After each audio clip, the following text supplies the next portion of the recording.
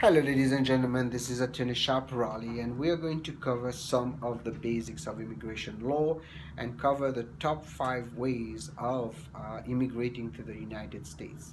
I'm making this video with intention to educate the people. It's not intended for legal advices, even if it is coming from me as an attorney who's licensed in the state of California and practices immigration law on a federal level. So we are going to cover the top 5 ways that we see people immigrate to the United States. Number one is family petitions, or family petitions if you put it in plural. Family petitions mostly we see are people who come to their either to a child who's a U.S. citizen filing for their parents, but mostly people who get married to foreigners who are U.S. citizen or green card holders or fiance of U.S. citizens. Note that green card holders cannot file for their fiance; they can file for their spouses, but not fiance. Then in family petitions, of course, you have petitions for children, for brothers, for siblings. So these are mainly on the family category. Now, an employment base, which is our business side, this is one of the biggest one, which right now our law firm focuses on the visas, employment visas, which are the most common, or H-1B visas. Those are the top ones because they issue 65,000 on regular degrees, and those who have a master's degree from the United States from an accredited school, and the school is a non-profit or a public school, you will be able to qualify under another quota, which is another 20,000. Unfortunately, there are almost 300,000 applications that everybody get in. Now, the other most common and top in the list are the L1 visas, which are the intra-transfer visas. Very interesting visas because it allows you to move to the United States if you meet the requirements. There are L1As for executives and managers, and you have L1Bs for specialized occupation. Executives, you have to meet basically also one of the three things that in general terms you have to meet to get L1 visas. Number one, there should be a qualifying relationship between the company who's sending you here to the company in the United States. For example, it can be a branch, it can be an affiliate, it can be also a subsidiary. Number two, you have to be in a managerial or executive capacity, or for L1B, a specialized knowledge. And you have to have, number three, you have to have worked in the foreign company for in the past 3 years for 1 year.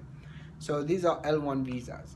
Then you also have, for investors, you have E2 visas, but not every countries in the world have that.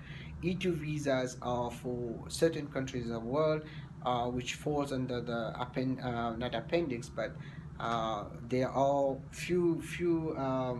there are, I think, 65 countries that are listed. For example, Pakistan has it, Egypt has it, Jordan has it, France, England, Canada, but you have to have the citizenship of those countries. Then you can look into those. And then, of course, there are H1Bs for countries like Chile, and countries like you have countries like Singapore, special H1Bs, and you also have non-profit organization H1Bs. And non-profit, they call them cap exempt H1Bs. So you can look into those. And of course, there are not really top on the list, but the O visas for people of extraordinary abilities.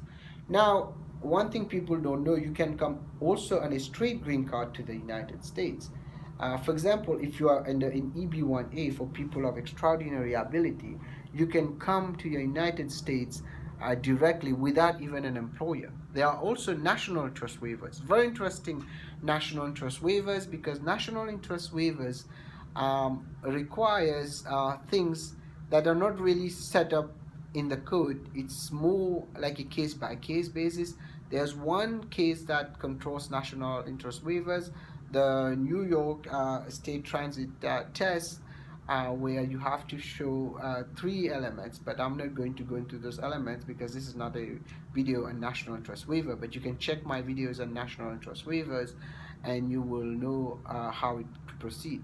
The national interest waivers are a category what we call EB2, employment based category 2, But the national interest waiver doesn't require an employer. That's why it's so interesting, and we are doing a lot of them, and we are very successful in many of them. So please feel free to contact us. We will be glad to help you. They are also for EB1B for professors, scientists, and researchers of outstanding researchers usually, and those require an employer mostly in R&D, and they have their own elements to meet. And of course, the other one, which is the interesting one, which is kind of attached to the L1, is the EB1C. These are, if you have, it's pretty much the same elements as the EB1C, except this is a straight green card, and you don't have, by the way, to go through an L1A to go to get an EB1C, although it is easier to go from an L1A to an EB1C. And the good news with the EB1s, if you are especially from India and China, they are current. You can pretty much get your green card very fast, and you can go to straight green cards. Now, the other options, there are many other options that we see out there, are visas for people of religious connotations, EB4, which are attached to that. But there are also now something which is becoming a lot very hard, EB5s, investor visas of $500 or $1 million.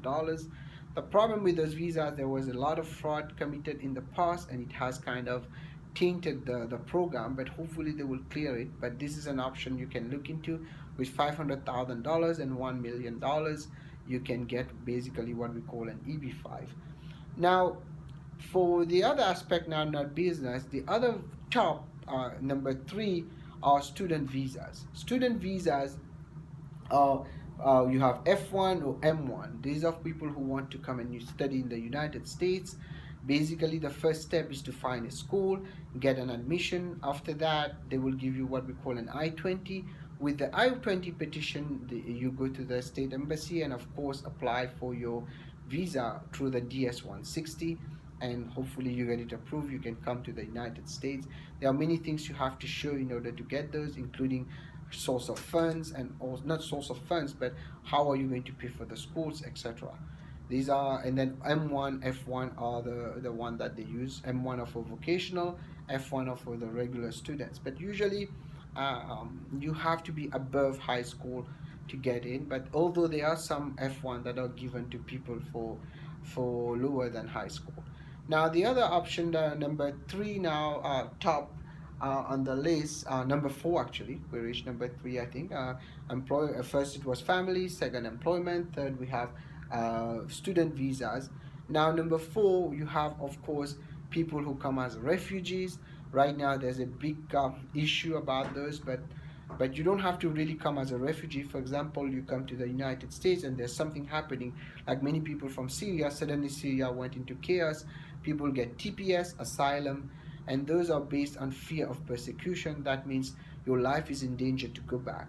Remember one rule on asylum: make sure you file it within 1 year of entry, or 1 year or 6 months after your status expires, unless you have extraordinary circumstances, which we're not going to discuss here. That's basically the fourth one. And the fifth one on the top that we see a lot of people getting right now are those humanitarian grounds like U visas or VAWA.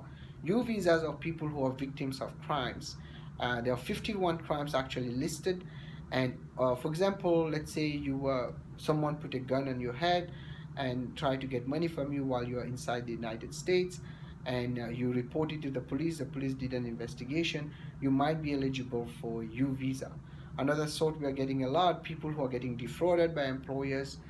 For example, we have a group of people who are farmers, they're being taken advantage of, and they put a complaint with the Department of Labor. Department of Labor can sign on the U visa certification, which is the Form 918. So that's another one. And then we have VAWA, which is attached to the same law. VAWA is Violence Against Women Act. Although it is under women, it also applies to men. There are three things you have to prove for VAWA. Number one, you are in a good faith marriage to a green card holder, you are a citizen. Number two, you were abused. Abuse can take many forms. And number three, you have good moral character. And if you meet those requirements, you might get a VAWA. And the VAWA ends up is a green card. U visa also, ultimately you can file for your green card. So I have covered, ladies and gentlemen, in this quick video, the top five that we see all the time. I might have missed some stuff, but I'm basing it on our work here.